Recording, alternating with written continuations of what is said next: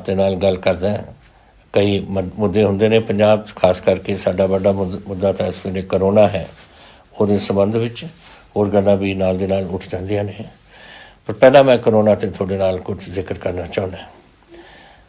ਜੋ ਤੁਸੀਂ ਰੋਜ਼ ਦੇਖਦੇ ਹੋ ਟੈਲੀਵਿਜ਼ਨ 'ਚ ਔਰ ਅਖਬਾਰਾਂ 'ਚ, ਤੁਹਾਨੂੰ ਪਤਾ ਹੈ ਕਿ ਦੁਨੀਆ ਦੇ ਵਿੱਚ ਔਰ ਹਿੰਦੁਸਤਾਨ ਦੇ ਵਿੱਚ ਕਿਆ ਹਾਲਾਤ ਬਣੇ ਹੋਏ ਨੇ, ਕਿਸ ਤਰੀਕੇ ਨਾਲ ਬਹੁਤ ਤੇਜ਼ੀ ਨਾਲ ਅੱਗੇ ਵੱਧ ਰਿਹਾ। ਅੱਜ ਦੇ ਆંકੜੇ ਇਹ ਨੇ ਕਿ 5 ਲੱਖ ਤੋਂ ਉੱਪਰ ਮਰੀਜ਼ ਸਾਡੇ ਹਿੰਦੁਸਤਾਨ ਦੇ ਵਿੱਚ ਹੋ ਗਏ ਨੇ। ਕਈ ਸ਼ਹਿਰ ਨੇ ਜੈਸੇ ਦਿੱਲੀ ਹੈ, ਆਪਣਾ ਬੰਬਈ ਹੈ, ਤਾਮਿਲਨਾਡੂ ਹੈ, ਕਈ ਨੇ ਜਿਹਦੇ ਵਿੱਚ ਆંકੜੇ ਬਹੁਤ ਵਿਗੜਦੇ ਜਾ ਰਹੇ ਨੇ। ਤਾਂ ਇਹ ਚੀਜ਼ਾਂ ਆਪਣੇ ਹੱਥ ਵਿੱਚ ਹੁੰਦੀਆਂ ਨੇ। ਹੁਣ ਪੰਜਾਬ ਦੇ ਵਿੱਚ ਅਸੀਂ ਕਾਫੀ ਦੇਰ ਤੋਂ ਮੈਂ ਤੁਹਾਨੂੰ ਦੱਸਦਾ ਰਹਿੰਦਾ ਕਿ ਕਿਹੜੇ ਕਿਹੜੇ ਕਦਮ ਆਪਾਂ ਨੂੰ ਚੱਕਣੇ ਚਾਹੀਦੇ ਨੇ। ਉਹ ਮੇਰੇ ਕਦਮ ਨਹੀਂ, ਉਹ ਜੋ ਮੈਡੀਕਲ ਫਰਟਰਨਿਟੀ ਹੈ ਪੂਰੇ ਦੁਨੀਆ ਦੀ, ਔਰ ਖਾਸ ਕਰਕੇ ਸਾਡੇ ਆਪਣੇ ਜਿਹੜੇ ਡਾਕਟਰ ਨੇ ਪੰਜਾਬ ਦੇ, ਉਹ ਤੁਹਾਨੂੰ ਬਾਰ-ਬਾਰ ਔਰ ਹਿੰਦੁਸਤਾਨ ਦੇ ਦੱਸਦੇ ਨੇ ਕਿ ਇਹਨੂੰ ਤਰੀਕਾ ਕੁਛ ਨਹੀਂ, ਕਿਉਂਕਿ ਕਿਸੇ ਨੂੰ ਪਤਾ ਨਹੀਂ ਇਹ ਬਿਮਾਰੀ ਕੀ ਹੈ, ਕਿਸੇ ਨੂੰ ਪਤਾ ਨਹੀਂ ਕਿ ਕੈਸੇ ਇਹਦਾ ਸਾਹਮਣਾ ਕਰਨਾ ਹੈ। ਪਰ ਲੇਕਿਨ ਇੱਕੋ ਹੀ ਤਰੀਕਾ ਹੈ ਇਸ ਵੇਲੇ, ਔਰ ਉਹ ਹੈ ਕਿ ਤੁਸੀਂ ਆਪਣੇ ਮਾਸਕ ਪਾ ਕੇ ਬਾਹਰ ਨਿਕਲੋ, ਤੁਸੀਂ ਹੱਥ ਧੋਓ, ਆਪਣੇ ਸੋਸ਼ਲ ਡਿਸਟੈਂਸਿੰਗ ਰੱਖੋ। ਇਹੀ ਇੱਕ ਤਰੀਕਾ ਹੈ ਜਿਹਦੇ ਨਾਲ ਆਪਾਂ ਇਸ ਨੂੰ ਰੋਕ ਸਕਦੇ ਹਾਂ। ਹੁਣ ਮੈਂ ਬਾਰ-ਬਾਰ ਤੁਹਾਨੂੰ ਇਹ ਗੱਲ ਕਹਿੰਦਾ, ਹਰ ਹਫ਼ਤੇ ਮੈਂ ਕਹਿੰਦਾ, ਤੁਸੀਂ ਆਪ ਪੜ੍ਹਦੇ ਰਹਿੰਦੇ ਹੋ, ਲੇਕਿਨ ਆਹ ਦੇਖੋ ਜੋ ਮੈਨੂੰ ਅੱਜ ਆંકੜੇ ਕੋਈ ਮਿਲੇ ਨੇ ਕਿ ਤਕਰੀਬਨ ਇਹ ਕੱਲ੍ਹ ਦੇ ਆંકੜੇ ਨੇ ਇੱਕ ਦਿਨ ਦੇ, ਕਿ 4024 ਬੰਦੇ ਨੂੰ ਚਲਾਨ ਕੀਤਾ ਗਿਆ ਕਿ ਆਪਣੇ ਮਾਸਕ ਨਹੀਂ ਪਾਏ।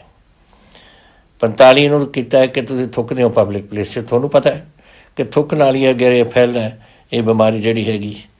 ਔਰ ਜੋ ਸੋਸ਼ਲ ਡਿਸਟੈਂਸਿੰਗ ਕਰਨ ਵਾਸਤੇ 39 ਬੰਦਿਆਂ ਨੂੰ ਦਾ ਚਲਾਨ ਹੋਇਆ। ਹੁਣ ਇਹਦਾ ਫਾਇਦਾ ਕੀ ਹੈ? ਪਹਿਲਾ ਤਾਂ ਤੁਹਾਡਾ ਚਲਾਨ ਹੁੰਦਾ ਹੈ, ਤੁਹਾਨੂੰ ਪੈਸੇ ਦੇਣੇ ਪੈਣਗੇ। ਦੂਸਰਾ, ਤੁਸੀਂ ਇਹ ਬਿਮਾਰੀ ਲੈ ਸਕਦੇ ਹੋ, ਜਾਂ ਅਗਰ ਤੁਹਾਨੂੰ ਹੈ ਤਾਂ ਤੁਸੀਂ ਫੈਲਾ ਸਕਦੇ ਹੋ, ਤੁਸੀਂ ਹੋਰਾਂ ਨੂੰ ਦੇ ਸਕਦੇ ਹੋ, ਆਪਣੇ ਮੁਹੱਲੇ ਦੇ ਵਿੱਚ, ਨਾਲ ਦੇ ਘਰਾਂ ਦੇ ਵਿੱਚ, ਨਾਲ ਦੇ ਗੁਆਂਢੀਆਂ ਦੇ ਘਰਾਂ ਦੇ ਵਿੱਚ, ਆਪਣੇ ਘਰ ਦੇ ਵਿੱਚ। ਇਹ ਗੱਲਾਂ ਤੁਸੀਂ ਇਹ ਹੋ ਸਕਦੀਆਂ ਨੇ ਜਿਹਦੇ ਨਾਲ ਤੁਹਾਡੀ ਬਿਮਾਰੀ ਤੁਹਾਡੇ ਪਰਿਵਾਰ ਦੇ ਵਿੱਚ ਲੱਗ ਜੇ। ਤਾਂ ਇਹ ਇੱਕ ਮੈਂ ਇਹਨੂੰ ਐਂਟੀ ਸੋਸ਼ਲ ਗੱਲ ਕਰਦਾ, ਇਹ ਨਹੀਂ ਆਪਾਂ ਨੂੰ ਕਰਨੀ ਚਾਹੀਦੀ। ਪੰਜਾਬ ਨੂੰ ਅਗਰ ਬਚਾਉਣਾ ਹੈ, ਆંકੜੇ ਜਾ ਰਹੇ ਨੇ, ਵੱਧ ਰਹੇ ਨੇ। ਆਹ ਦੇਖ ਲਓ ਮੇਰੇ ਆંકੜੇ ਜਿਹੜੇ ਪਹਿਲਾਂ ਆਪਣੇ ਪੰਜਾਬ ਦੇ ਵਿੱਚ ਹੁੰਦੇ ਸੀ 14, 15, 20 ਤੱਕ, ਤਾਂ ਉਹ ਹੁੰਦਾ ਸੀ। ਦੋ ਕਾਰਨ ਸੀ ਉਹਦੇ। ਇੱਕ ਤਾਂ ਔਰ ਮੇਜਰ ਕਾਰਨ ਇਹ ਸੀ ਕਿ ਸਾਡੀ ਟੈਸਟਿੰਗ ਬੜੀ ਘੱਟ ਹੁੰਦੀ ਸੀ ਉਦੋਂ। ਸਾਡੇ 700 ਤੋਂ ਸ਼ੁਰੂ ਕੀਤਾ, ਫਿਰ ਅਸੀਂ 2200 'ਤੇ ਪਹੁੰਚੇ, ਫਿਰ ਅਸੀਂ ਹੁਣ ਇਸ ਵੇਲੇ 10,000 ਦੇ ਕਰੀਬ ਸਾਡੀ ਟੈਸਟਿੰਗ ਹੋ ਰਹੀ ਹੈ।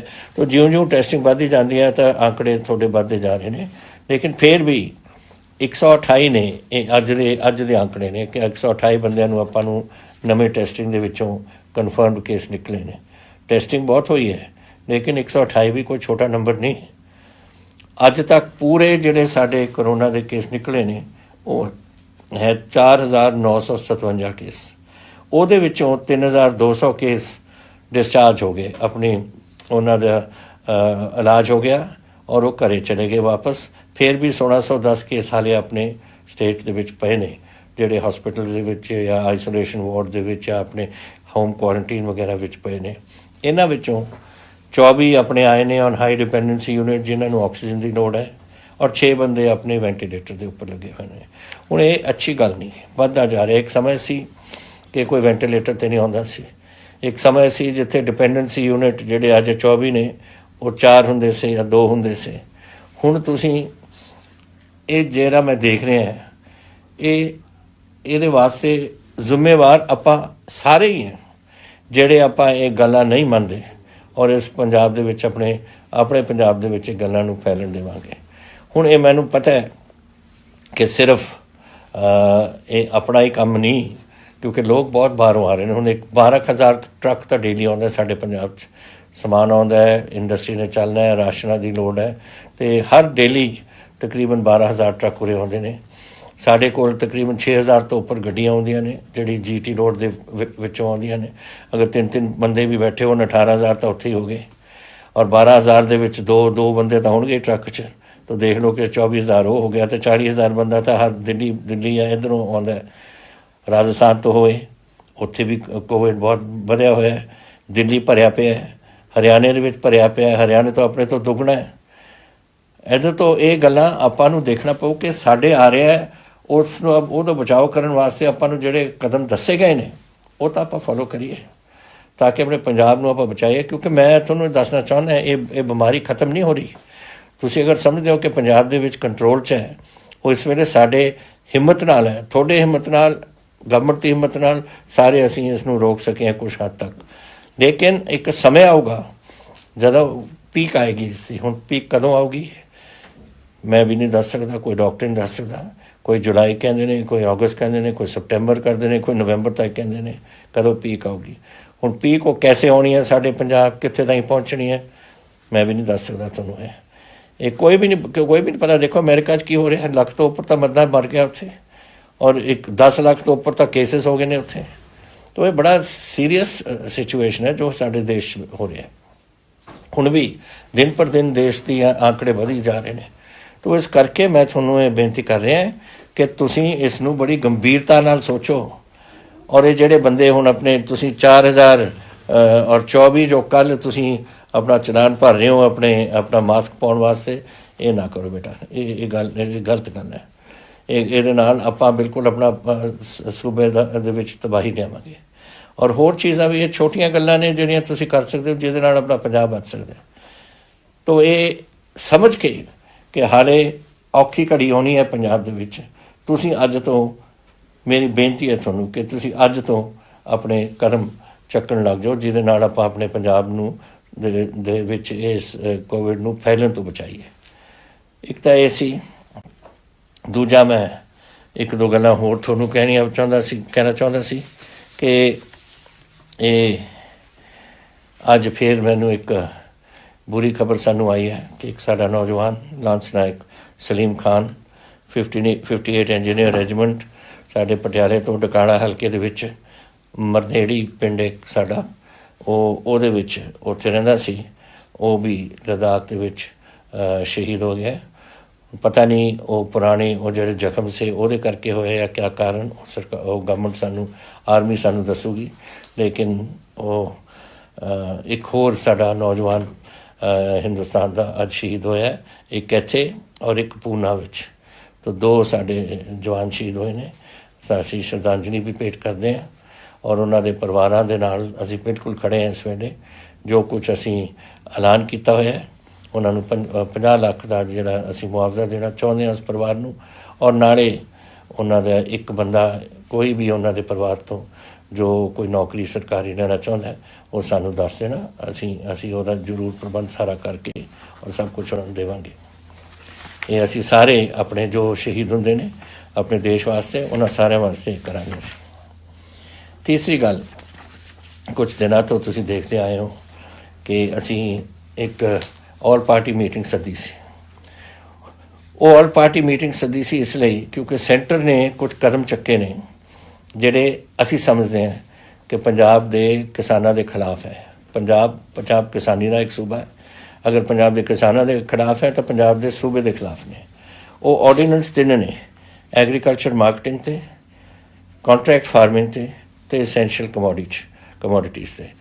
ਇਹ ਜੋ ਲੱਗਦਾ ਹੈ ਕਿ ਇੱਕ ਸ਼ਾਂਤਾ ਕੁਮਾਰ ਕਮੇਟੀ ਬਣੀ ਸੀ, ਉਹ ਸ਼ਾਂਤਾ ਕੁਮਾਰ ਕਮੇਟੀ ਨੇ ਇਹ ਕਿਹਾ ਕਿ MSP ਨੂੰ ਖਤਮ ਕੀਤਾ ਜਾਵੇ ਔਰ ਫੂਡ ਕਾਰਪੋਰੇਸ਼ਨ ਆਫ ਇੰਡੀਆ ਨੂੰ ਬਿਲਕੁਲ ਹੀ ਬੰਦ ਕਰ ਦਿਓ। ਜਦੋਂ ਫੂਡ ਕਾਰਪੋਰੇਸ਼ਨ ਆਫ ਇੰਡੀਆ ਬੰਦ ਹੋ ਜੂ ਔਰ ਉਹ ਖਰੀਦ ਨਹੀਂ ਕਰੂਗੀ ਫਿਰ MSP ਨਹੀਂ ਰਹਿਣੀ।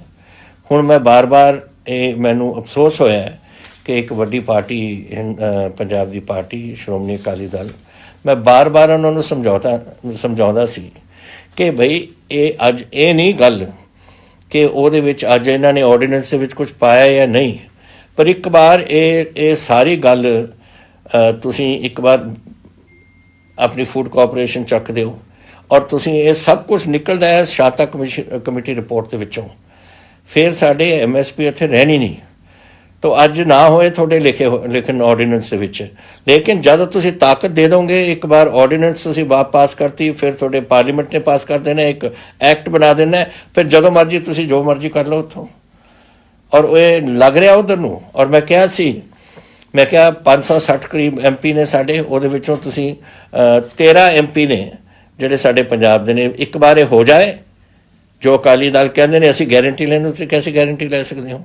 ਤੁਸੀਂ ਗਾਰੰਟੀ ਕਹਿੰਦੇ ਅਸੀਂ ਅਗਰ ਇਹ ਹੋ ਜਾਏ ਫਿਰ ਮੈਂ ਤੁਹਾਨੂੰ ਦੱਸ ਦਿੰਦਾ ਕਿ ਇਹਨਾਂ ਨੇ ਨਾਲ ਦੀ ਨਾਲ ਹੀ 13 MP ਕੁਛ ਵੀ ਨਹੀਂ ਕਰ ਸਕਣਗੇ ਔਰ ਫਿਰ ਇਹ MSP ਖਤਮ ਹੋ ਜਾਣੀ ਹੈ ਸਾਡੇ ਪੰਜਾਬ 'ਚ ਔਰ ਫਿਰ ਕਿਸਾਨੀ ਸਾਡੀ ਬਿਲਕੁਲ ਔਖੀ ਘੜੀ ਦੇ ਵਿੱਚ ਸਾਨੂੰ ਲੰਘਣਾ ਪਊ। ਕੱਲ੍ਹ ਬਹੁਤ ਦਿਨ ਜਿਸ ਦਿਨ ਹੋਇਆ ਸੀ ਇਹ ਆਲ ਇੰਡੀਆ ਇਹ ਜਿਹੜੀ ਆਲ ਪਾਰਟੀ ਮੀਟਿੰਗ, ਉਹ ਦਿਨ ਸਵੇਰੇ ਹੀ ਪਤਾ ਲੱਗਿਆ ਸੀ ਕਿ ਹੁਸ਼ਿਆਰਪੁਰ ਦੇ ਮੰਡੀ 'ਚ ਮੱਕੀ 600 ਰੁਪਏ ਕੁਇੰਟਲ ਵਿਕ ਰਹੀ ਸੀ, ਜਿੱਥੇ ਹੋਣੀ ਚਾਹੀਦੀ ਹੈ 1700 ਦੇ ਕਰੀਬ। ਤੋ ਇਸ ਕਿਸਮ ਦਾ ਜਿਹੜਾ ਕੰਮ ਹੈ ਇਹ ਪਾਰਟੀਆਂ ਨੂੰ ਜ਼ਿੰਮੇਵਾਰੀ ਨਾਲ ਦੇਖਣਾ ਚਾਹੀਦਾ ਔਰ ਇੱਥੇ ਸਿਆਸਤ ਦੀ ਗੱਲ ਨਹੀਂ। ਸਿਆਸਤ ਮੈਨੂੰ ਯਾਦ ਹੈ ਜਦੋਂ ਸਾਡੀ ਪਿਛਲੀ ਸਰਕਾਰ ਸੀ, ਉਹ ਪਾਣੀ ਦਾ ਬਿੱਲ ਆਇਆ ਸੀ SYL ਦਾ ਬਿੱਲ, ਔਰ ਉਦੋਂ ਮੈਨੇ ਜਾ ਕੇ ਬਿੱਲ ਪਾਸ ਕਰਾਇਆ। ਸਾਰੇ ਪਾਰਟੀਆਂ ਨੇ ਮੇਰਾ ਸਾਥ ਦਿੱਤਾ, ਪੂਰੀ ਵਿਧਾਨ ਸਭਾ ਇੱਕ ਪਾਸੇ ਸੀਗੀ ਔਰ ਅਸੀਂ ਜਾ ਕੇ ਉਸ ਨੂੰ ਪਾਸ ਕਰਤਾ। ਮੇਰੀ ਪਾਰਟੀ ਔਖੀ ਹੋਈ। ਮੇਰੇ ਪ੍ਰਾਈਮ ਮਿਨਿਸਟਰ ਨੇ ਮੈਨੂੰ ਸੱਦਿਆ, ਡਾਕਟਰ ਮਨਮੋਹਨ ਸਿੰਘ ਜੀ ਨੇ ਮੇਰੇ ਨਾਲ ਔਖੇ ਸੀ ਕਿ ਤੁਸੀਂ ਪੂਰੇ ਹਿੰਦੁਸਤਾਨ ਦੇ ਵਿੱਚ ਜੋ ਅਸੀਂ ਕਾਨੂੰਨ ਔਰ ਜੋ ਐਕਟ ਬਣਾਇਆ ਤੁਸੀਂ ਉਹਦੇ ਖਿਲਾਫ ਜਾ ਰਹੇ ਹੋ। ਔਰ ਇਹੀ ਮੇਰੀ ਪਾਰਟੀ ਨੇ ਮੈਨੂੰ ਕਿਹਾ, ਸੋਨੀਆ ਗਾਂਧੀ ਜੀ ਨੇ ਮੈਨੂੰ ਕਿਹਾ। ਲੇਕਿਨ ਮੈਂ ਸੋਚਿਆ ਕਿ ਮੇਰੇ ਇੱਕ ਪਾਸੇ ਪਤਾ ਨਹੀਂ ਹੋ ਸਕਦਾ ਹੈ ਕਿ ਔਖੇ ਹੋ ਕੇ ਮੈਨੂੰ ਇੱਥੇ ਜਿਹੜੀ ਮੈਂ ਚੀਫ ਮਿਨਿਸਟਰ ਬਣਿਆ ਹੋਇਆ ਮੈਨੂੰ ਉੱਥੋਂ ਲਾ ਦੇਣ, ਕੋਈ ਗੱਲ ਨਹੀਂ, ਕਿਉਂਕਿ ਮੇਰਾ ਪੰਜਾਬ ਔਰ ਪੰਜਾਬ ਦੀ ਕਿਸਾਨੀ ਨੰਬਰ 1 'ਤੇ ਮੇਰੇ ਸਾਹਮਣੇ ਮੈਨੂੰ ਨਜ਼ਰ ਆ ਰਹੀ ਸੀ। ਉਹਨਾਂ ਦਾ ਕੀ ਹੋਊਗਾ ਅਗਰ ਪਾਣੀ ਖਤਮ ਹੋ ਜਾਏ ਸਾਡੇ ਪੰਜਾਬ ਦਾ? ਫਿਰ ਉਹਨਾਂ ਦਾ ਕੀ ਹੋਊਗਾ? ਫਸਲਾਂ ਕਿੱਥੋਂ ਆਉਣਗੀਆਂ? ਪੰਜਾਬ ਕਿੱਥੇ ਜਾਊਗਾ? ਕਿਸਾਨੀ ਕਿੱਥੇ ਜਾਊ ਸਾਡੀ? ਉਹੀ ਮੈਂ ਇਹਨਾਂ ਨੂੰ ਕਿਹਾ ਸੀ ਉਸ ਦਿਨ ਕਿ ਆਪਣੇ ਆਪ ਤੇ ਤੁਸੀਂ ਤੁਹਾਡੀ ਅਗਰ ਐਰ ਅੰਡਰਸਟੈਂਡਿੰਗ ਦੂਜੀ ਪਾਰਟੀ ਨਾਲ, ਤੁਸੀਂ BJP ਦੇ ਸਾਥੀ ਹੋ, ਦਿੱਲੀ ਦੇ ਵਿੱਚ ਤੁਹਾਡੇ ਮਿਨਿਸਟਰ ਬੈਠੇ ਨੇ, ਅਗਰ ਉਹਦੇ ਕਰਕੇ ਤੁਹਾਨੂੰ ਔਖ ਹੈ ਤਾਂ ਉਹਨੂੰ ਪਾਸੇ ਛੱਡੋ, ਆਪਣੇ ਦਿਲ ਦੀ ਗੱਲ ਕਰੋ। ਔਰ ਦਿਲ ਦੀ ਗੱਲ ਹੈ ਕਿ ਇਹ ਜਿਹੜਾ ਹੈ ਇਹ ਆਰਡੀਨੈਂਸ ਖਰਾਬ ਨੇ, ਲੇਕਿਨ ਨਹੀਂ ਮੰਨੇ ਸਾਡੇ। ਔਰ ਹੁਣ ਤੁਸੀਂ ਦੇਖਦੇ ਰਹਿਣਾ, ਅਸੀਂ ਤਾਂ ਇਹਦੇ ਖਿਲਾਫ ਜਾ ਰਹੇ ਹਾਂ। ਅਸੀਂ ਇਹਦੇ ਬਿਲਕੁਲ ਅਸੀਂ ਇਹਦੇ ਨਾਲ ਸਾਥ ਨਹੀਂ ਕਰਨਾ। ਲੇਕਿਨ ਅਗਰ ਇਹ ਪਾਸ ਹੋ ਜਾਊਗਾ ਤਾਂ ਫਿਰ ਤੁਸੀਂ ਯਾਦ ਰੱਖੋ ਮੇਰੀਆਂ ਗੱਲਾਂ ਜਿਹੜੀਆਂ ਅੱਜ ਮੈਂ ਕਹਿ ਰਿਹਾ ਕਿ ਬਿਲਕੁਲ ਸਾਡੀ ਕਿਸਾਨੀ ਨੂੰ ਖਰਾਬ ਕਰਕੇ ਛੱਡਣਗੇ ਇਹ ਸ਼੍ਰੋਮਣੀ ਅਕਾਲੀ ਦਲ ਵਾਲੇ, ਸਿਰਫ ਇਸ ਲਈ ਕਿ ਅਸੀਂ BJP ਦੇ ਨਾਲ ਆਪਣਾ ਰਿਸ਼ਤਾ ਨਹੀਂ ਤੋੜਨਾ। ਦੇਖ ਲਓ, ਉਹਨਾਂ ਦੀ ਮਰਜ਼ੀ ਹੈ। ਅੰਤ ਵਿੱਚ ਤਾਂ ਤੁਹਾਡੇ ਕੋਲ ਹੀ ਆਉਣਗੇ, ਤੁਸੀਂ ਫਿਰ ਉਹਨਾਂ ਨੂੰ ਸਮਝਾ ਦੇਣਾ। ਹੁਣ ਮੈਂ ਆਉਣਾ ਚਾਹੁੰਦਾ ਤੁਹਾਡੇ ਕੁਝ ਸਵਾਲਾਂ 'ਤੇ ਜਿਹੜੇ ਤੁਸੀਂ ਮੈਨੂੰ ਅੱਜ ਕੀਤੇ ਨੇ। ਬਹੁਤ ਸਵਾਲ ਆਉਂਦੇ ਨੇ, ਫਿਰ ਸਾਡੀ ਜਿਹੜੇ ਟੀਮ ਹੈ ਉਹ ਬਹਿੰਦੀ ਹੈ ਔਰ ਬਹਿ ਕੇ ਜਿਹੜੇ ਇੱਕੋ ਕਿਸੇ ਚੀਜ਼ 'ਤੇ ਜ਼ਿਆਦਾ ਸਵਾਲ ਹੋਣ ਉਹ ਸਵਾਲਾਂ ਨੂੰ ਫਿਰ ਕੱਢ ਕੇ ਬਾਹਰ ਲਿਆਉਂਦੇ ਨੇ। ਅਤੇ ਮੈਂ ਉਹ ਗੱਲ ਤੁਹਾਡੇ ਕੋਲ ਹੁਣੇ ਆ ਰਹੀ ਹੈ ਪਠਾਨਕੋਟ ਤੋਂ। ਦੀਪਕ ਠਾਕੁਰ ਜੀ ਨੇ ਕਿਹਾ ਕਿ ਸਾਡੇ ਕੋਲ ਇੱਕ ਕੋਆਪਰੇਟਿਵ ਬੈਂਕ ਸੀ ਔਰ ਉਹ ਬੈਂਕ ਦੇ ਵਿੱਚ ਹੁਣ ਗੜਬੜ ਹੋ ਗਈ। ਅਸੀਂ ਬਹੁਤ ਲੋਕ ਨੇ ਜਿਨ੍ਹਾਂ ਨੇ ਅਸੀਂ ਉਹਦੇ ਵਿੱਚ ਆਪਣਾ ਪੈਸਾ ਪਾਇਆ ਸੀ, ਕੀ ਹੋਊਗਾ ਸਾਡਾ? ਮੈਂ ਤੁਹਾਨੂੰ ਦੱਸਣਾ ਚਾਹੁੰਦਾ ਕਿ ਸਾਡੇ ਕੋਆਪਰੇਟਿਵ ਮਹਿਕਮੇ ਨੇ ਇੱਕ ਬੰਦਾ ਨਿਯੁਕਤ ਕੀਤਾ ਜੋ ਇਸ ਗੱਲ ਨੂੰ ਦੇਖ ਰਿਹਾ। ਪੈਸੇ ਵਾਪਸ ਆ ਰਹੇ ਨੇ, ਲਏ ਜਾ ਰਹੇ ਨੇ ਲੋਕਾਂ ਤੋਂ ਜਿਨ੍ਹਾਂ ਨੇ ਇੱਥੇ ਇਸ ਬੈਂਕ ਨੂੰ ਖਰਾਬ ਕੀਤਾ ਔਰ ਬੜੀ ਜਲਦੀ ਹੀ ਅਸੀਂ ਇਸ ਬੈਂਕ ਨੂੰ ਠੀਕ ਕਰਾ ਕੇ ਤੁਹਾਡੇ ਪੈਸੇ ਕਿਤੇ ਨਹੀਂ ਜਾਂਦੇ, ਅਸੀਂ ਜਾਣ ਨਹੀਂ ਦੇਵਾਂਗੇ। ਅਸੀਂ ਪੂਰਾ ਧਿਆਨ ਰੱਖਾਂਗੇ ਇਹਦੇ 'ਤੇ। ਤੋ ਇਹ ਨਾ ਤੁਸੀਂ ਫਿਕਰ ਕਰੋ ਦੀਪਕ ਜੀ, ਇਹ ਤੁਹਾਡਾ ਜੋ ਤੁਸੀਂ ਇਨਵੈਸਟਮੈਂਟ ਕੀਤੀ ਇਹਦੇ 'ਚ ਉਹ ਬਿਲਕੁਲ ਠੀਕ ਰਹੇਗੀ। ਤੁਸੀਂ ਪੈਸੇ ਨਹੀਂ ਗਵਾਓਗੇ ਆਪਣੇ। ਇਹ ਅਬੋਹਰ ਤੋਂ ਵਿਸ਼ਾਲ ਠਾਕੁਰ ਜੀ ਮੈਨੂੰ ਕਹਿੰਦੇ ਨੇ, ਪਿਛਲੀ ਵਾਰ ਵੀ ਆਇਆ ਸੀ ਇਹ ਸਵਾਲ ਕਿ ਅਬੋਹਰ ਤੋਂ ਕਿ ਬੜੇ ਲੰਬੇ ਪਾਵਰ ਕੱਟ ਹੁੰਦੇ ਨੇ। ਮੈਂ ਚੈੱਕ ਕਰ ਰਿਹਾ ਕਿ ਕਿਉਂ। ਸਾਰੇ ਪੰਜਾਬ ਤਾਂ ਹੁੰਦਾ ਨਹੀਂ, ਕਦੇ ਟ੍ਰਿਪਿੰਗ ਹੋ ਜਾਂਦੀ ਹੈ, ਉਹ ਵੱਖਰੀ ਗੱਲ ਹੈ, ਲੇਕਿਨ ਖਾਸ ਕਰਕੇ ਅਬੋਹਰ ਕਿਉਂ ਇਹ ਗੱਲ ਹੈ। ਔਰ ਮੈਂ ਹੁਣ ਬਿਜਲੀ ਬੋਰਡ ਨੂੰ ਇਹ ਸਵਾਲ ਕਰਕੇ ਮੈਂ ਜਵਾਬ ਲਊਂਗਾ ਔਰ ਅਗਲੀ ਵਾਰ ਮੈਂ ਤੁਹਾਨੂੰ ਦੇਵਾਂਗਾ ਕਿ ਕੀ ਕਾਰਨ ਹੈ ਕਿ ਅਬੋਹਰ ਦੇ ਵਿੱਚ ਕਿਉਂ ਹੋ ਰਿਹਾ। ਮੈਂ ਨਹੀਂ ਹੁਣ ਦੇਵਾਂਗਾ ਇਸ ਗੱਲ ਨੂੰ। ਆਖਿਰਕਾਰ ਪੂਰੇ ਪੰਜਾਬ ਦੇ ਵਿੱਚ ਅਗਰ ਸਾਰੇ ਜ਼ਿਲ੍ਹਿਆਂ ਦੇ ਵਿੱਚ ਤੁਹਾਨੂੰ ਬਿਜਲੀ ਆ ਰਹੀ ਹੈ ਠੀਕ, ਅਤੇ ਅਬੋਹਰ 'ਚ ਕਿਉਂ ਇਹ ਕਮੀ ਆ ਰਹੀ ਹੈ, ਸਾਨੂੰ ਇਹ ਪਤਾ ਕਰਕੇ ਤੁਹਾਨੂੰ ਦੱਸਾਂਗੇ ਅਸੀਂ। ਫਿਰ ਤੁਸੀਂ ਕਿਹਾ ਕਰੋਨਾ ਦਾ ਜਿਹੜੇ ਹੈ ਕਿ ਇਹ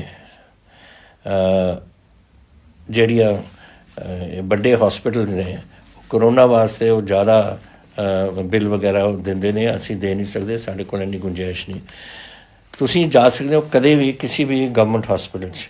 ਕਰੋਨੇ ਦਾ ਅਸੀਂ ਬਹੁਤ ਉੱਥੇ ਪ੍ਰਬੰਧ ਕੀਤਾ ਹੋਇਆ ਹੈ ਔਰ ਤੁਹਾਡੀ ਉੱਥੇ ਟ੍ਰੀਟਮੈਂਟ ਬਿਲਕੁਲ ਫ੍ਰੀ ਹੈ। ਟੈਸਟਿੰਗ ਵੀ ਫ੍ਰੀ ਹੈ, ਕੋਈ ਤੁਹਾਨੂੰ ਪੈਸਾ ਦੇਣ ਦੀ ਲੋੜ ਨਹੀਂ, ਔਰ ਟ੍ਰੀਟਮੈਂਟ ਵੀ ਤੁਹਾਡੀ ਫ੍ਰੀ ਹੈ। ਜਿੱਥੇ ਤਾਈਂ ਵੱਡੇ ਹਸਪਤਾਲਾਂ ਦਾ ਮਸਲਾ, ਅਸੀਂ ਇਹਨਾਂ ਨੂੰ ਟੇਕਅਪ ਕੀਤਾ ਹੋਇਆ, ਨੈਸ਼ਨਲ ਲੈਵਲ 'ਤੇ ਵੀ ਟੇਕਅਪ ਹੋ ਰਿਹਾ, ਅਸੀਂ ਵੀ ਕਰ ਰਹੇ ਹਾਂ ਕਿ ਇਹ ਤੁਸੀਂ ਨਹੀਂ ਕਰ ਸਕਦੇ ਕਿ ਇਸ ਤਰੀਕੇ ਨਾਲ ਇਹ ਪੈਸੇ ਗਰੀਬਾਂ ਤੋਂ ਤੁਸੀਂ ਲਓ ਵੱਡੀ ਇੱਕ ਕੋਈ ਬਿਮਾਰੀ ਵਾਸਤੇ। ਸੋ ਜਦੋਂ ਸਾਡੇ ਨਾਲ ਉਹਨਾਂ ਦੇ ਨਾਲ ਗੱਲ ਹੋਈ ਨਹੀਂ ਹੈ, ਡਾਕਟਰ ਤੁਸੀਂ ਦੇਖਿਆ ਹੋਣਾ ਕਿ ਮੈਡੀਕਲ ਜਿਹੜੀ ਸਾਡੀ ਐਸੋਸੀਏਸ਼ਨ ਹੈ ਪੰਜਾਬ ਦੀ, ਉਹ ਮੈਨੂੰ ਮਿਲਣਾ ਚਾਹੁੰਦੇ ਨੇ, ਮੈਂ ਵੀ ਮਿਲੂੰਗਾ, ਲੇਕਿਨ ਉਸ ਤੋਂ ਪਹਿਲਾਂ ਸਾਡਾ ਮਹਿਕਮਾ ਵੀ ਮਿਲੂ ਔਰ ਅਸੀਂ ਇਹਨਾਂ ਦਾ ਕੋਈ ਹੱਲ ਕੱਢਾਂਗੇ ਕਿ there has to be a system, ਕੋਈ ਸਿਸਟਮ ਹੋਣਾ ਚਾਹੀਦਾ। ਇਹ ਨਹੀਂ ਕਿ ਤੁਸੀਂ ਲੋਕਾਂ ਨੂੰ ਲੁੱਟਣ ਲੱਗ ਜਾਓ ਕਿਉਂਕਿ ਬਿਮਾਰੀ ਇਹਦੀ ਫੈਲ ਰਹੀ ਹੈ ਇੱਥੇ, ਇਹਦਾ ਵੀ ਹੱਲ ਅਸੀਂ ਕੱਢਾਂਗੇ। ਇੱਕ ਤੁਸੀਂ ਅਮਰਜੀਤ ਚੀਮਾ ਜਨਰਲ ਤੋਂ ਮੈਨੂੰ ਕਿਹਾ ਕਿ ਸਾਡੇ SUV ਗੱਡੀ 'ਚ 4 ਮੈਂਬਰ ਤੁਸੀਂ ਅਲਾਉ ਕਰ ਦਿਓ ਬੈਠਣ ਨੂੰ। ਬੇਟਾ ਤੁਸੀਂ ਜ਼ਿਆਦਾ 4 ਬੰਦੇ ਕਿਉਂ, ਆਪਣੇ ਪਰਿਵਾਰ ਨੂੰ ਸਾਰਿਆਂ ਨੂੰ ਉੱਥੇ ਬਿਠਾ ਲਓ। ਤੁਹਾਡੇ 4 ਸਾਹਮਣੇ ਦੀ ਸੀਟ ਹੈ, ਵਿਚਾਲੀ ਸੀਟ ਹੈ, ਪਿਛਲੀ ਸੀਟ ਹੈ, ਪਰ ਫੈਮਿਲੀ ਦੇ ਰਹੇ ਹੋਣ। ਇਹ ਨਹੀਂ ਕਿ ਤੁਸੀਂ ਫੈਮਿਲੀ ਵਰਤ ਕੇ ਤੁਸੀਂ ਹੋਰਾਂ ਨੂੰ ਬਿਠਾਉਣ ਲੱਗ ਜਾਓ। ਅਗਰ ਤੁਹਾਡੇ ਫੈਮਿਲੀ 5 ਮੈਂਬਰ ਨੇ ਜਾਂ 6 ਮੈਂਬਰ ਨੇ, ਸ਼ੌਕ ਨਾਲ ਤੁਸੀਂ ਬਿਠਾ ਦਿਓ, ਅਸੀਂ ਦੱਸ ਦਾਂਗੇ ਪੁਲਿਸ ਨੂੰ ਕਿ ਕੋਈ ਚਲਾਨ ਨਹੀਂ ਹੋਊਗਾ। ਇਹ ਆਪਣੀ ਫੈਮਿਲੀ ਵਾਸਤੇ ਕੋਈ ਵੀ ਆਪਣੇ ਬੰਦਿਆਂ ਨੂੰ ਉੱਥੇ ਬੱਚਿਆਂ ਨੂੰ ਲਿਜਾ ਸਕੂ ਨਾਲ। ਇੱਕ ਤੁਸੀਂ ਮੈਨੂੰ ਪੁੱਛਿਆ ਸੀ GNDU ਐਗਜ਼ਾਮਸ, ਇਹ ਹੈ ਪ੍ਰਿੰਸ ਗੁਰਦਾਸਪੁਰ ਤੋਂ, ਲਾਈਕ ਮਹਾਰਾਸ਼ਟਰ, ਹਰਿਆਣਾ, ਦਿੱਲੀ ਵਗੈਰਾ ਨੇ, ਇਹਨਾਂ ਨੇ ਬਿਲਕੁਲ ਕੈਂਸਲ ਕਰ ਦਿੱਤੀ। ਸਾਡਾ ਇੱਕ ਯੂਨੀਵਰਸਿਟੀਜ਼ ਦੇ ਇੱਕ ਮੀਟਿੰਗ ਹੋ ਰਹੀ ਸੀ, ਮੈਨੂੰ ਪਤਾ ਨਹੀਂ ਅੱਜ ਹੋਣੀ ਸੀ ਜਾਂ ਕੱਲ੍ਹ ਸਵੇਰੇ ਹੈਗੀ, ਜਿੱਥੇ ਇਹ ਯੂਨੀਵਰਸਿਟੀ ਗ੍ਰਾਂਟਸ ਕਮਿਸ਼ਨ ਨੂੰ ਲਿਖ ਕੇ ਪ੍ਰੋਪਰ ਤਰੀਕੇ ਨਾਲ ਅਸੀਂ ਪਰਮਿਸ਼ਨ ਲੈ ਕੇ ਇਹ ਦੇਖਾਂਗੇ ਕਿ ਕੈਂਸਲ ਹੁੰਦੀਆਂ ਜਾਂ ਨਹੀਂ। ਜੋ ਪਤਾ ਲੱਗ ਰਿਹਾ ਹੈ ਇਸ ਵੇਲੇ, ਜੋ ਦਿੱਲੀ 'ਚ ਫੈਸਲਾ ਹੋ ਰਿਹਾ ਹੈ ਕਿ ਐਗਜ਼ਾਮ ਕੈਂਸਲ ਹੋਣੇ ਚਾਹੀਦੇ ਨੇ, ਲੇਕਿਨ ਜਦੋਂ ਤਾਈਂ ਸਾਡੇ ਵਾਈਸ ਚਾਂਸਲਰ ਸਾਡੇ ਮੀਟਿੰਗ ਕਰਕੇ ਸਾਡੇ ਐਜੂਕੇਸ਼ਨ ਮਹਿਕਮੇ ਦੇ ਨਾਲ ਇਸ ਨੂੰ ਆਪਣਾ ਫੈਸਲਾ ਨਹੀਂ ਕਰਦੇ ਤਾਂ ਮੈਂ ਤੁਹਾਨੂੰ ਅੱਜ ਕੋਈ ਕੰਕਰੀਟ ਇਹਦਾ ਜਵਾਬ ਨਹੀਂ ਦੇ ਸਕਦਾ। ਉਹ ਜੈਸੇ ਹੀ ਪਤਾ ਲੱਗ ਜੂ ਸਾਨੂੰ ਕਿ ਉਹ ਫੈਸਲੇ ਕੀ ਹੋਇਆ ਇਸ ਕਮੇਟੀ 'ਚ, ਅਸੀਂ ਤੁਹਾਨੂੰ ਇਤਲਾਹ ਕਰ ਦਾਂਗੇ, ਲੇਕਿਨ ਜ਼ਿਆਦਾ ਦੇਰ ਨਹੀਂ ਤੁਹਾਨੂੰ ਵੇਟ ਕਰਨਾ ਪਊਗਾ। ਤੁਸੀਂ ਕਹਿ ਰਹੇ ਹੋ ਕਿ ਅਸੀਂ ਬੜੇ ਦਿਨਾਂ ਦੇ ਇੰਤਜ਼ਾਰ ਕਰ ਰਹੇ ਹਾਂ, ਸਿਰਫ 2 ਜਾਂ 3 ਦਿਨ ਦੀ ਲੋੜ ਹੈ। ਜਦੋਂ ਇਹ ਫੈਸਲਾ ਹੋ ਜੂ ਤੁਹਾਨੂੰ ਦੱਸਿਆ ਜਾਊਗਾ। ਕਰਨ ਸ਼ਰਮਾ ਜੀ ਲੁਧਿਆਣੇ ਦੇ ਕਹਿ ਰਹੇ ਨੇ ਕਿ ਸਾਡੇ ਤੁਹਾਡੇ ਮਿਨਿਸਟਰ ਨੇ, ਹੈਲਥ ਮਿਨਿਸਟਰ ਨੇ ਕਿਹਾ ਹੈ ਕਿ ਫਿਰ ਸਾਨੂੰ ਅੱਗੇ ਸ਼ਾਇਦ ਲੋਕਡਾਊਨ ਵਧਾਉਣਾ ਪਵੇ। ਦੇਖੋ ਬੇਟਾ, ਇਹ ਤੁਹਾਡੇ 'ਤੇ ਹੈ, ਮੇਰੇ 'ਤੇ ਹੈ, ਸਾਰੇ ਪੰਜਾਬ 'ਤੇ ਹੈ। ਅਗਰ ਆਪਾਂ ਕੰਟਰੋਲ ਕਰ ਜਾਈਏ ਫਿਰ ਲੋਕਡਾਊਨ ਦੀ ਕੀ ਲੋੜ ਹੁੰਦੀ ਹੈ। ਜਦੋਂ ਤੁਸੀਂ ਕੰਟਰੋਲ ਕਰ ਲਓਗੇ ਸਾਰੀ ਚੀਜ਼ਾਂ ਨੂੰ, ਜੈਸੇ ਮੈंने ਕਿਹਾ ਹੈ, ਫਿਰ ਲੋਕਡਾਊਨ ਦੀ ਲੋੜ ਨਹੀਂ। ਲੇਕਿਨ ਅਗਰ ਇਹ ਵਿਗੜਦਾ ਜਾਊਗਾ ਫਿਰ ਸਾਨੂੰ ਫਿਰ ਸੋਚਣਾ ਪਊ। ਸੋ ਇਹ ਮੈਂ ਆਪਣੇ ਪੰਜਾਬ ਨੂੰ ਔਰ ਤੁਹਾਨੂੰ ਬਚਾਉਣਾ ਹੈ। ਪੰਜਾਬ ਕੀ ਹੈ? ਪੰਜਾਬ ਲੋਕਾਂ ਦਾ ਪੰਜਾਬ ਹੈ। ਪੰਜਾਬੀ ਰਹਿੰਦੇ ਨੇ ਪੰਜਾਬ ਦੇ ਵਿੱਚ, ਔਰ ਤੁਸੀਂ ਉਹ ਪੰਜਾਬੀ, ਮੈਂ ਪੰਜਾਬੀ। ਅਸੀਂ ਤਾਂ ਆਪਣੇ ਆਪ ਨੂੰ, ਆਪਣੇ ਬੱਚਿਆਂ ਨੂੰ, ਆਪਣੇ ਪਰਿਵਾਰਾਂ ਨੂੰ, ਸਾਰਿਆਂ ਨੂੰ ਸੰਭਾਲਣਾ ਹੈ। ਸੋ ਦੈਟ ਇਜ਼ ਵਾਈ ਤੁਸੀਂ ਅਗਰ ਇਸ ਨੂੰ, ਮੇਰੀ ਗੱਲ ਗੰਭੀਰਤਾ ਨਾਲ ਲੈ ਕੇ ਤੁਸੀਂ ਇਸ ਕੋਵਿਡ ਨੂੰ ਆਪਾਂ ਰੋਕ ਸਕੀਏ ਤਾਂ ਫਿਰ ਆਪਾਂ ਨੂੰ ਲੋਕਡਾਊਨ ਦੀ ਲੋੜ ਨਹੀਂ ਫਿਰ ਮੈਨੂੰ ਸੋਚਣਾ ਪਊ ਕਿ ਕੈਸੇ ਕਰਨਾ ਹੈ, ਕਿਉਂਕਿ ਮੈਂ ਇੱਥੇ ਪੰਜਾਬ ਨੂੰ ਖਰਾਬ ਨਹੀਂ ਹੋਣ ਦੇਵਾਂਗਾ। ਮੈਂ ਆਪਣੇ ਪੰਜਾਬੀਆਂ ਨੂੰ ਇਹ ਕੋਵਿਡ ਨਹੀਂ ਲੱਗਣ ਦੇਣੀ ਔਰ ਆਪਣੇ ਬੱਚਿਆਂ ਨੂੰ ਕੋਵਿਡ ਨਹੀਂ ਲੱਗਣ ਦੇਣੀ। ਇਸ ਕਰਕੇ ਤੁਹਾਨੂੰ ਥੋੜ੍ਹਾ ਇਸ 'ਤੇ ਧਿਆਨ ਦਿਓ। ਤੁਸੀਂ ਭੁਪਿੰਦਰ ਸਿੰਘ ਜੀ ਸਰਾਹ ਪਾਤਰਾਂ ਤੋਂ ਪੁੱਛਦੇ ਨੇ ਕਿ ਮੇਰਾ ਪਿੰਡ ਹਰਿਆਈ ਖੁਰਦ ਹੈ ਔਰ ਉੱਥੋਂ ਪਾਤਰਾਂ ਜਾਣਾ ਪੈਂਦਾ, ਕੋਈ ਬੱਸਾਂ ਨਹੀਂ ਹੈ। ਹੁਣ ਇਹ ਬੱਸਾਂ ਜਿਹੜੀਆਂ ਮਿਨੀ ਬੱਸਿਸ ਆਮ ਤੌਰ 'ਤੇ ਪਿੰਡਾਂ ਤੋਂ ਲੈ ਜਾਂਦੀਆਂ ਨੇ ਪਾਤਰਾਂ, ਔਰ ਉੱਥੋਂ ਵੱਡੀਆਂ ਬੱਸਾਂ ਅੱਗੇ ਲੈ ਜਾਂਦੀਆਂ ਨੇ, ਇਹ ਇਸ ਲਈ ਮੇਰਾ ਖਿਆਲ ਨਹੀਂ ਚੱਲ ਰਹੀਆਂ ਕਿਉਂਕਿ ਪੈਟਰੋਲ ਹੋ ਗਿਆ ਬਹੁਤ ਮਹਿੰਗਾ, ਡੀਜ਼ਲ ਹੋ ਗਿਆ ਬਹੁਤ ਮਹਿੰਗਾ, ਔਰ ਅਸੀਂ ਸੋਸ਼ਲ ਡਿਸਟੈਂਸਿੰਗ ਰੱਖੀ ਸੀ ਕਿ ਅੱਧੇ ਬੰਦੇ ਆ ਸਕਦੇ ਨੇ ਔਰ ਫਾਸਲਾ ਛੱਡਣਾ ਚਾਹੁੰਦੇ, ਔਰ ਉਹਨਾਂ ਨੂੰ ਪੁੱਗਦਾ ਨਹੀਂ ਹੋਣਾ ਉਹਨਾਂ ਬੱਸਾਂ ਕਰਨ ਜਿਹੜੇ ਮਿਨੀ ਬੱਸ ਚਲਾਉਂਦੇ ਨੇ।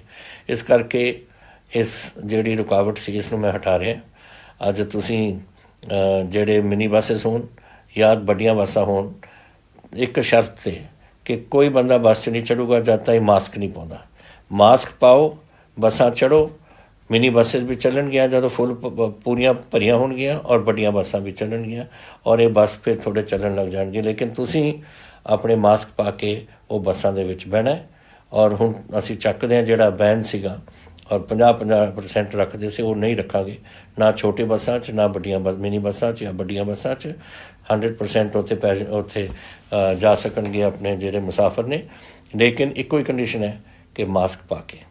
ਤੁਸੀਂ ਮੈਨੂੰ ਪ੍ਰੋਫੈਸਰ ਰਿਸ਼ਪਾਲ ਸਿੰਘ ਜੀ ਬਰਾੜ ਸਾਰੀ ਕੈਨੇਡਾ ਤੋਂ ਮੈਨੂੰ ਤੁਸੀਂ ਪੁੱਛ ਰਹੇ ਹੋ ਕਿ ਜਿਹੜਾ ਥਰਮਲ ਪਲਾਂਟ ਹੈ ਬਠਿੰਡੇ ਦਾ, ਇਹਨੂੰ ਇਹ ਜਿਹੜੇ ਥਰਮਲ ਪਲਾਂਟਸ ਤੇ ਟਾਵਰਸ ਨੇ, it has become a tourist, it can become a tourist thing. Yes, I will certainly, professor ਸਾਹਿਬ ਮੈਂ ਇਸ ਨੂੰ ਦੇਖੂੰਗਾ।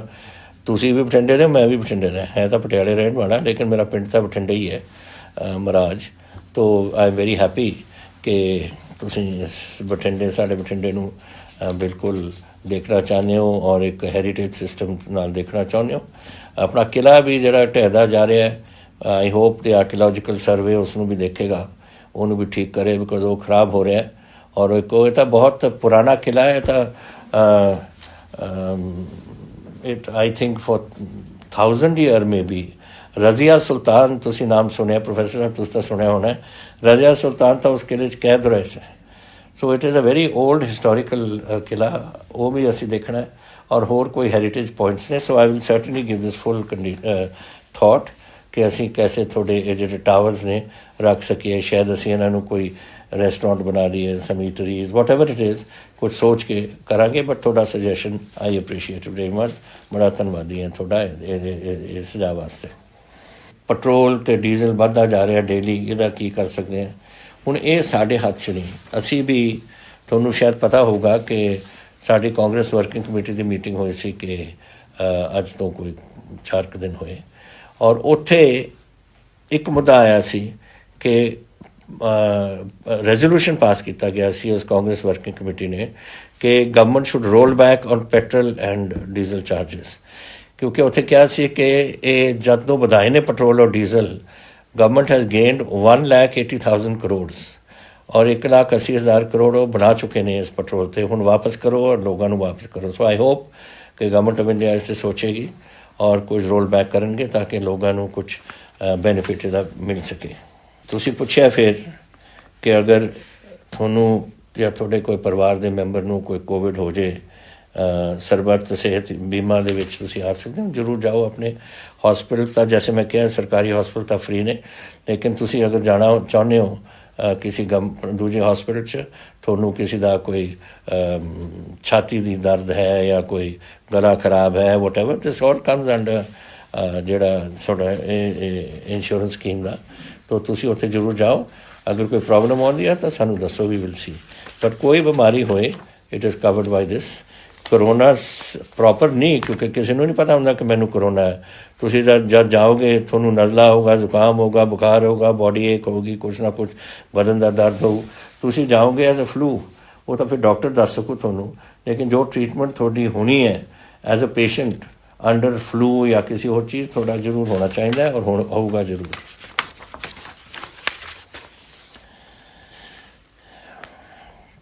ਗੁਰਪ੍ਰੀਤ ਗਿੱਲ ਜੀ ਲੁਧਿਆਣੇ ਤੋਂ ਮੈਨੂੰ ਪੁੱਛ ਰਹੇ ਨੇ ਕਿ ਤੁਸੀਂ ਪੱਖੋਵਾਲ ਦੀ ਸੜਕ ਜਿਹੜੀ ਹੈ ਸ਼ਹੀਦ ਕਰਤਾਰ ਸਿੰਘ ਸਰਾਭਾ ਦੇ ਨਾਮ 'ਤੇ ਰੱਖੀ ਹੈ, ਹਲਵਾੜਾ ਏਅਰਪੋਰਟ ਨੂੰ ਵੀ ਤੁਸੀਂ ਉਹਨਾਂ ਦੇ ਨਾਂ 'ਤੇ ਰੱਖੋ। ਬਹੁਤ ਤੁਹਾਡਾ ਸੁਝਾਅ ਅੱਛਾ ਹੈ। ਲੇਕਿਨ ਇਹ ਗੱਲਾਂ ਜਿਹੜੀਆਂ ਹੁੰਦੀਆਂ ਨੇ ਇਹ ਸਾਡੇ ਵਾਸਤੇ ਗੱਲ ਨਹੀਂ, ਇਹ ministry of civil aviation government of India ਕਰਦੀ ਹੈ ਔਰ ਹੋਮ ਮਿਨਿਸਟਰੀ ਵਗੈਰਾ ਨਾਲ। ਲੇਕਿਨ ਜੈਸੇ ਅਸੀਂ ਮੋਹਾਲੀ ਦੀ ਜਿਹੜਾ ਏਅਰਪੋਰਟ ਹੈ ਉਹ ਸ਼ਹੀਦ ਭਗਤ ਸਿੰਘ ਦੇ ਨਾਂ ਅਸੀਂ ਰੱਖਣਾ ਚਾਹੁੰਦੇ ਹਾਂ, ਉਹ ਵੀ ਅਸੀਂ ਉਹਨਾਂ ਨੂੰ ਗਵਰਨਮੈਂਟ ਆਫ ਇੰਡੀਆ ਨੂੰ ਲਿਖਿਆ ਹੋਇਆ। ਅਤੇ ਇੱਥੇ ਵੀ ਤੁਹਾਡਾ ਜਿਹੜਾ ਇਹ ਆਪਣਾ ਹਲਵਾੜਾ ਏਅਰਪੋਰਟ ਹੈ, ਇਹ ਤੁਹਾਡਾ ਅੱਛਾ ਸੁਝਾਅ ਹੈ।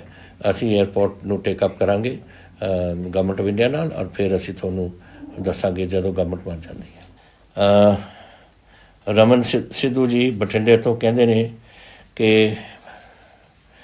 ਕਿ ਬੱਸ ਪਰਮਿਟ ਸਾਨੂੰ, ਤੁਸੀਂ ਕਿਹਾ ਸੀ ਕਿ ਤੁਸੀਂ ਸਾਨੂੰ ਬੱਸ ਪਰਮਿਟ ਦੇ ਸਕੋਗੇ। ਪਤਾ ਨਹੀਂ ਤੁਹਾਨੂੰ ਕੈਸੇ ਨਹੀਂ ਪਤਾ ਲੱਗਿਆ, ਇਹ ਤਾਂ ਅਨਾਊਂਸ ਹੋ ਚੁੱਕਿਆ ਸੀ ਔਰ 30 ਜੂਨ ਸਾਡੇ ਲਾਸਟ ਡੇਟ ਸੀ ਕਿ ਤੁਸੀਂ ਆਪਣੇ ਮਿਨੀ ਬੱਸਿਸ ਦੀ ਆਪਣੀ ਲੈ ਸਕੋ। ਔਰ ਮੇਰਾ ਖਿਆਲ 30 ਜੂਨ ਤੱਕ ਤੁਸੀਂ ਅਗਰ ਅਪਲਾਈ ਨਹੀਂ ਕੀਤਾ, ਮੈਂ ਅੱਜ ਮਹਿਕਮੇ ਨੂੰ ਜ਼ਰੂਰ ਕਹੂੰਗਾ ਕਿ 15 ਦਿਨ ਤੁਹਾਨੂੰ ਹੋਰ ਦੇ ਦੇਣ। 15 ਜੁਲਾਈ ਤਾਈਂ ਅਸੀਂ, ਕਿਉਂਕਿ ਕੋਵਿਡ ਚੱਲ ਰਿਹਾ, ਕਈ ਲੋਕਾਂ ਨੂੰ ਸ਼ਾਇਦ ਖਬਰ ਨਹੀਂ ਆਈ ਹੋਣੀ, ਅਖਬਾਰ ਨਹੀਂ ਪਹੁੰਚੇ, ਤਾਂ ਤੁਸੀਂ 15 ਜੁਲਾਈ ਤਾਈਂ ਅਸੀਂ ਲੈ ਜਾਵਾਂਗੇ। ਤੁਸੀਂ ਹੁਣ ਅਪਲਾਈ ਕਰ ਦਿਓ। ਅਸੀਂ ਦੇ ਰਹੇ ਹਾਂ ਮਿਨੀ ਪਰਮਿਟਸ ਅਨਇੰਪਲੋਇਡ ਯੂਥ ਵਾਸਤੇ, ਜਿਨ੍ਹਾਂ ਨੇ ਲੈਣਾ ਤੁਸੀਂ ਜਾ ਕੇ ਉੱਥੇ ਅਪਲਾਈ ਕਰਕੇ ਲੈ ਲਓ। ਜਸਵੀਰ ਸਿੰਘ ਸੇਖੋ ਜੀ ਲੁਧਿਆਣਾ, ਤੁਸੀਂ ਪੁੱਛਿਆ ਕਿ ਅਸੀਂ ਔਨਲਾਈਨ ਹੁਣ ਪੜ੍ਹ ਰਹੇ ਹਾਂ, ਪਰ ਸਾਡੇ ਗਰਮੀਆਂ ਦੇ ਵਿੱਚ ਛੁੱਟੀਆਂ ਹੁੰਦੀਆਂ ਨੇ, ਤੁਸੀਂ ਸਾਨੂੰ ਛੁੱਟੀ ਨਹੀਂ ਇਜਾਜ਼ਤ ਕਰੋਗੇ। ਜੋ ਫੈਸਲਾ ਕੀਤਾ ਹੈ ਡਿਪਾਰਟਮੈਂਟ ਨੇ ਕਿ ਜਿਹੜੀਆਂ ਤੁਸੀਂ 2 ਮਹੀਨੇ ਸਕੂਲ ਤੋਂ ਬਾਹਰ ਰਹੇ ਹੋ ਉਹਨੂੰ ਛੁੱਟੀਆਂ ਗਿਣੀਆਂ ਜਾਣ। ਨਵੀਂ ਹੁਣ ਤੁਸੀਂ ਪੜ੍ਹ ਰਹੇ ਹੋ, ਘਰੇ ਬੈਠੇ ਹੋ, ਤੁਸੀਂ ਆਪਣੀ ਸਕੂਲ ਉੱਥੇ ਕਰੋ ਔਰ ਘਰੇ ਤੁਸੀਂ ਔਨਲਾਈਨ ਕਰਕੇ ਉੱਥੇ ਬੈਠੇ ਹੋਗੇ। ਸੋ ਛੁੱਟੀ ਇਹ ਹੋਰ ਨਹੀਂ ਅਸੀਂ ਵਧਾ ਸਕਦੇ। ਔਰ ਇਸ ਲਈ ਕਿਉਂਕਿ ਇਹ ਆਲ ਇੰਡੀਆ ਐਗਜ਼ਾਮਸ ਹੁੰਦੇ ਨੇ।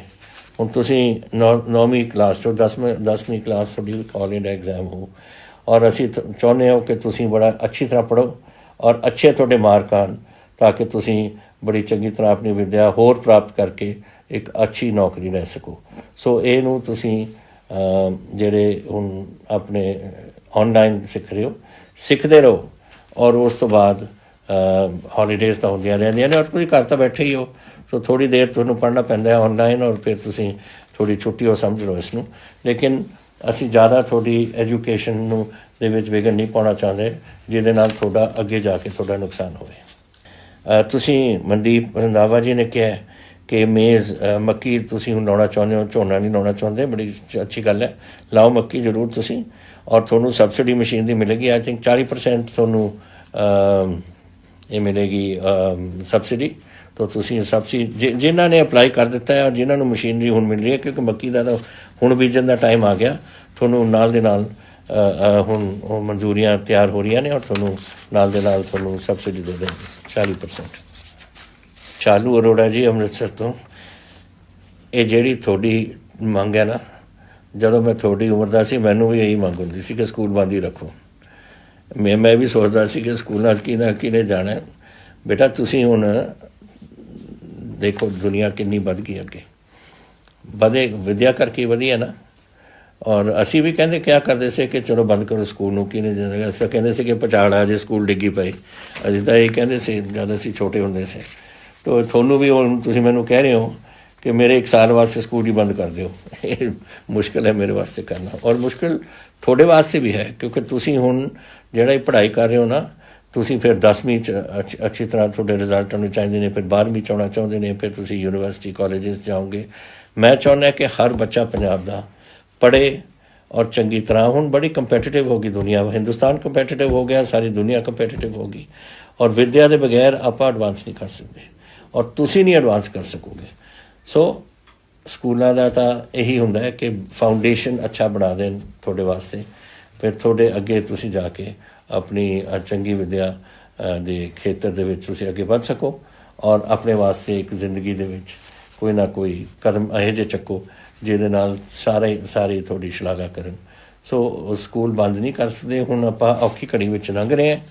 ਆਪਾਂ ਨੂੰ ਇਹ ਜਦੋਂ ਇਹ ਖਤਮ ਹੋਊ ਸਕੂਲ ਤੁਹਾਡੇ ਖੁੱਲ੍ਹਣਗੇ, ਪੜ੍ਹੋ ਚੰਗੀ ਤਰ੍ਹਾਂ ਬੱਚਾ ਔਰ ਅੱਗੇ ਨਿਕਲੋ ਤੁਸੀਂ ਔਰ ਵਾਹਿਗੁਰੂ ਕਰੇ ਤੁਹਾਨੂੰ ਅੱਗੇ ਬੜੇ ਚੜ੍ਹਦੀ ਕਲਾ 'ਚ ਰੱਖਣ ਔਰ ਤੁਸੀਂ ਚੰਗੇ ਆਪਣੇ ਜ਼ਿੰਦਗੀ ਦੇ ਵਿੱਚ ਕੋਈ ਕਦਮ ਬਣਾ ਸਕੋ। ਇਹ ਵਿਲੀਅਮਜੀਤ ਸਿੰਘ ਜੀ ਅੰਮ੍ਰਿਤਸਰ ਤੋਂ ਪੁੱਛ ਰਹੇ ਨੇ ਕਿ 1190 ਪੋਸਟਾਂ ਸੀਆਂ SSB ਨੂੰ ਦਿੱਤੀਆਂ ਹੋਈਆਂ ਫੋਰ ਪਟਵਾਰੀਜ਼। ਇਹ ਪਟਵਾਰੀ ਦੇ ਲਈ ਦਿੱਤੀਆਂ ਹੋਈਆਂ ਨੇ। ਇਹ ਪਟਵਾਰੀ ਵਾਸਤੇ ਇਹ ਚਲੀ ਗਈਆਂ ਨੇ, ਡਿਪਾਰਟਮੈਂਟ ਨੇ ਅੱਗੇ ਭੇਜ ਦਿੱਤੀਆਂ SSB ਨੂੰ। ਮੇਰਾ ਖਿਆਲ ਹੁਣ ਐਡਵਰਟਾਈਜ਼ਿੰਗ ਹੋਣ ਲੱਗੀ ਹੈ ਥੋੜ੍ਹੇ ਦਿਨਾਂ 'ਚ, ਤੁਹਾਨੂੰ ਬੁਲਾ ਲੈਣਗੇ ਤੁਹਾਡੀ ਇੰਟਰਵਿਊ ਵਾਸਤੇ। ਆ ਜਿਹੜਾ ਤੁਸੀਂ ਪੁੱਛਿਆ ਮੈਨੂੰ ਲੁਧਿਆਣੇ ਤੋਂ ਅਮਰਪਾਲ ਸਿੰਘ ਗਰੇਵਾਲ ਜੀ ਨੇ ਕਿ IPS ਦੇ ਵਿੱਚ 32 ਸਾਲ ਦੀ ਉਮਰ ਲਿਮਿਟ ਹੁੰਦੀ ਹੈ ਔਰ ਤੁਸੀਂ ਸਬ ਇੰਸਪੈਕਟਰ ਔਰ DSP ਦੀ ਸਿਲੈਕਸ਼ਨ ਵਾਸਤੇ ਵੀ 28 ਤੋਂ 32 ਸਾਲ ਲੈ ਜਾਓ। ਮੈਂ ਤੁਹਾਡੇ ਨਾਲ ਸਹਿਮਤ ਹੈ, ਲੇਕਿਨ ਮੈਂ ਅੱਜ ਨਹੀਂ ਇਹ ਫੈਸਲਾ ਤੁਹਾਨੂੰ ਸੁਣਾ ਸਕਦਾ। ਮੈਂ ਕੈਬਨਿਟ ਦੇ ਵਿੱਚ ਲੈ ਕੇ ਜਾਊਂਗਾ ਔਰ ਅਸੀਂ ਇਹਨੂੰ ਡਿਸਕਸ ਕਰਾਂਗੇ। ਪਰਸੋਂ ਨੂੰ ਕੈਬਨਿਟ ਹੈ, ਆਈ ਵਿਲ ਟਾਕ ਐਂਡ ਫਿਰ ਦੇਖਾਂਗੇ ਕਿ ਕੀ ਕਰ ਸਕਦੇ ਅਸੀਂ। ਤੋ ਇਹ ਸਵਾਲ ਸੇ ਕੁਛ ਜਿਹੜੇ ਆਪਨੇ ਮੈਨੂੰ ਕੀਤੇ ਨੇ। ਇਹ ਹੁਣ ਜਿਹੜੀਆਂ ਗੱਲਾਂ ਮੈਂ ਕੀਤੀਆਂ ਨੇ ਤੁਹਾਡੇ ਨਾਲ, ਪਲੀਜ਼ ਆਪਣੇ ਮਨਾਂ 'ਚ ਵਸਾਓ। ਪਹਿਲਾਂ ਮੈਨੂੰ ਹੋਰ ਕੁਛ ਤਾਂ ਦੇਖੋ ਹੁੰਦੇ ਰਹਿਣਗੇ। ਕੋਵਿਡ ਤੋਂ ਆਪਾਂ ਨੇ ਸੂਬੇ ਨੂੰ ਬਚਾਉਣਾ ਔਰ ਮੈਂ ਆਸ ਕਰਾਂਗਾ ਕਿ ਤੁਸੀਂ ਜਿਹੜੀਆਂ ਗੱਲਾਂ ਦੱਸੀਆਂ ਗਈਆਂ ਨੇ, ਮੈਂ ਵੀ ਦੱਸ ਰਿਹਾ, ਡਾਕਟਰਸ ਦੱਸ ਰਹੇ ਨੇ, ਅਖਬਾਰਾਂ 'ਚ ਆਉਂਦਾ ਹੈ, ਟੈਲੀਵਿਜ਼ਨ 'ਚ ਆਉਂਦਾ ਹੈ, ਸਭ ਕੁਛ ਆਉਂਦਾ, ਤੁਸੀਂ ਉਹ ਗੱਲਾਂ ਮੰਨੋ ਔਰ ਚਲੋ ਆਪਾਂ ਰਲ ਕੇ ਆਪਣੇ ਸੂਬੇ ਨੂੰ ਬਚਾਈਏ ਔਰ ਪੰਜਾਬ ਨੂੰ ਹਰ ਵੇਲੇ ਚੜ੍ਹਦੀ ਕਲਾ 'ਚ ਰੱਖੀਏ। ਅੱਜ ਦਾ ਦਿਨ ਵੀ ਇੱਕ ਚੀਜ਼ ਰਹਿ ਗਈ ਸੀ ਜਿਹੜੀ ਮੈਂ ਸਮਝਦਾ ਸੀ ਕਿ ਤੁਹਾਡੇ ਨਾਲ ਮੈਂ ਕਰਾਂ ਕਿ ਅੱਜ ਦੇ ਦਿਨ 1839 ਵਿੱਚ 27 ਜੂਨ ਨੂੰ ਮਹਾਰਾਜਾ ਰਣਜੀਤ ਸਿੰਘ ਸਾਹਿਬ ਇੱਥੇ ਪੂਰੇ ਹੋ ਗਏ ਸੀ। ਉਹਨਾਂ ਦੇ ਬਾਰੇ ਥੋੜ੍ਹਾ ਆਪਾਂ ਨੂੰ ਧਿਆਨ ਦੇਣਾ ਚਾਹੀਦਾ ਸੀ ਕਿ ਇੱਕ ਬਹੁਤ ਮਹਾਨ ਯੋਧੇ ਸੀ, बहुत समझदार एक इंसान से, एक कहे ਜਿਹੇ इंसान से ਜਿਹੜੇ बिल्कुल पढ़े लिखे नहीं से, लेकिन जिस तरीके नाल अपना राज चलाया, जिस तरीके नाल फौजां ਦੀ कमांड की, पेशावर तक अपने ले गए एरिया ਨੂੰ, पंजाब ਦੇ एरिया ਨੂੰ फतेह करके। और ਜਿਹੜੀ ਸਭ ਤੋਂ ਵੱਡੀ ਗੱਲ ਹੈ, ਕਦੇ ਇਹੋ ਜਿਹੀ ਗੱਲ ਨਹੀਂ ਹੋਣ ਦਿੱਤੀ ਪੰਜਾਬ ਦੇ ਵਿੱਚ ਕਿ ਮਜ਼ਹਬਾਂ ਦਾ ਕੋਈ ਝਗੜਾ ਹੋਵੇ। ਹੁਣ ਜੈਸੇ ਮੁਸਲਮਾਨ ਹੁੰਦੇ ਸੀ ਉਹਨਾਂ ਦੇ ਰਾਜ ਵਿੱਚ, ਉਹਨਾਂ ਨੂੰ ਪੂਰਾ ਸੀ ਕਿ ਤੁਸੀਂ ਸ਼ਰੀਆ ਜਿਹੜਾ ਕਾਨੂੰਨ ਹੈ ਇਸਲਾਮ ਦਾ ਉਹ ਤੁਸੀਂ ਮੰਨੋ। ਜਿੱਥੇ ਉਹ ਕੋਈ ਆਪਣੇ ਰਾਜ ਵਿੱਚ ਕੋਈ ਗਲਤੀ ਹੁੰਦੀ ਸੀ, ਇੱਕ ਹੁਕਮ ਸੀ ਕਿ ਕਿਸੇ ਨੂੰ ਫਾਂਸੀ ਨਹੀਂ ਚੜ੍ਹਨ ਦੇਣੀ, ਚਾਹੇ ਕੁਛ ਵੀ ਹੋਏ। ਹੋਰ ਸਜ਼ਾ ਹੁੰਦੀ ਸੀ, ਲੇਕਿਨ ਫਾਂਸੀ ਦਾ ਹੁਕਮ ਨਹੀਂ ਸੀ ਉੱਥੇ। ਤੋ ਇਹੋ ਜਿਹੀ ਚੀਜ਼ਾਂ ਸੀਆਂ।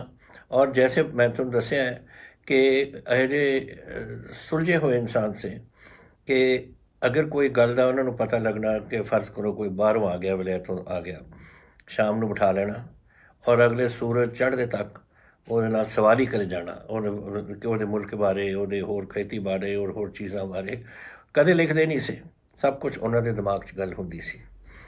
ਉਹਨਾਂ ਨੇ ਆਪਣੇ ਪੰਜਾਬ ਰਾਜ ਰੱਖਿਆ, ਜੋ ਸਾਡਾ ਪਹਿਲੀ ਲੜਾਈ ਅੰਗਰੇਜ਼ਾਂ ਨਾਲ ਹੋਈ 1846 'ਚ, ਫਿਰ ਸਾਡੀ ਦੂਸਰੀ ਜਿਹੜੀ ਚਿਲਿਆਂਵਾੜਾ, ਗੁਜਰਾਤ ਵਗੈਰਾ, ਰਾਮਨਗਰ ਇੱਧਰਲੇ ਪਾਸੇ 48 ਔਰ ਤੱਕ ਖਤਮ ਹੋ ਕੇ ਮੁਲਤਾਨ ਤੋਂ ਬਾਅਦ ਇੱਧਰ ਅਸੀਂ ਖਤਮ ਉੱਪਰਲੇ ਪਾਸੇ ਹੋਈ। ਲੇਕਿਨ ਔਰ ਉਹਨਾਂ ਦੇ ਜਾਣ ਤੋਂ ਬਾਅਦ 10 ਸਾਲ ਦੇ ਵਿੱਚ 39 'ਚ ਪੂਰੇ ਹੋਏ ਔਰ 10 ਸਾਲ ਦੇ ਵਿੱਚ ਇਹ ਰਾਜ ਆਪਣੇ ਉੱਥੇ ਮਹਾਰਾਜਾ ਸਾਹਿਬ ਦਾ ਲਾਹੌਰ ਦਾ ਰਾਜ ਖਤਮ ਹੋ ਗਿਆ। ਤੋ ਉਹ ਸੀ ਉਹਨਾਂ ਦੀ ਸ਼ਖਸੀਅਤ। ਅੱਜ ਅਸੀਂ ਉਹਨਾਂ ਦਾ 181ਵਾਂ ਉਹਨਾਂ ਦੇ ਪੂਰੇ ਹੋਏ 'ਤੇ ਬਰਸੀ ਮਨਾ ਰਹੇ ਆਪਾਂ। ਉਹਨਾਂ ਦੇ ਪੂਰੇ ਹੋਏ 'ਤੇ ਉਹਨਾਂ ਦਾ ਵੀ ਯਾਦ ਰੱਖੋ ਕਿ ਇੱਕ ਇਹੋ ਜਿਹੇ ਇਨਸਾਨ ਵੀ ਸਾਡੇ ਪੰਜਾਬ ਦੇ ਵਿੱਚ ਸੇ ਜਿਨ੍ਹਾਂ ਨੇ ਪੰਜਾਬ ਦਾ ਨਾਮ ਪੂਰੀ ਦੁਨੀਆ ਦੇ ਵਿੱਚ ਰੋਸ਼ਨ ਕੀਤਾ।